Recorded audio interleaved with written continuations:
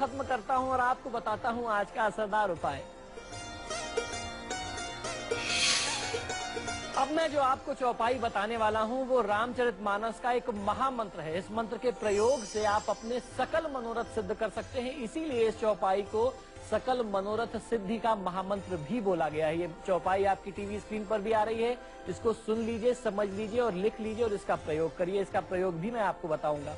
ये चौपाई इस प्रकार है। भव भेषज रघुनाथ जसु सुनहि जे नर अरुनारी तिनकर सकल मनोरथ सिद्ध करहि त्रिसरारी।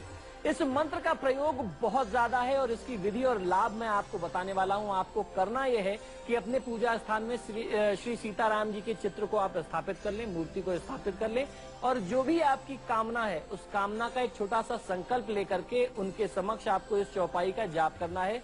इस महामंत्र के 500 जाप आपको रोज करने, यानी 5 माला कम से कम आपको नित्य जाप करना है और 41 दिन का प्रयोग है ये। आपके मन में कोई भी आकांक्षा हो, यदि आप आज किसी खास काम के लिए जा रहे हैं तो आप इसको करके जाइए और आप इस प्रयोग को, इस मंत्र को सिद्ध कर सकते हैं आने वाले जीवन में कभी किसी भी काम के लिए। ये चौपाई आपके लिए रामबाण है और रामचरितमानस की एक कृपा है हम मनुष्यों के लिए। आप इस चौपाई के माध्यम से अपने जीवन में आने वाली हर बाधा को पार कर सकते हैं।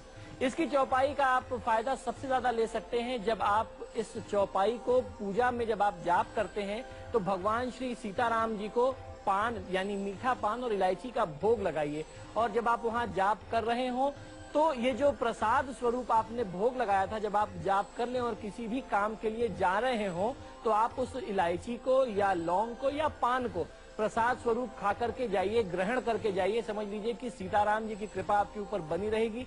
जिस भी कार्य के लिए आप जा रहे हैं आप उस कार्य को सिद्ध कर सकते हैं। और इसका दूसरा प्रयोग ये हो सकता है कि जो भोग आपने लगाया था उसको आप उठा लीजिए।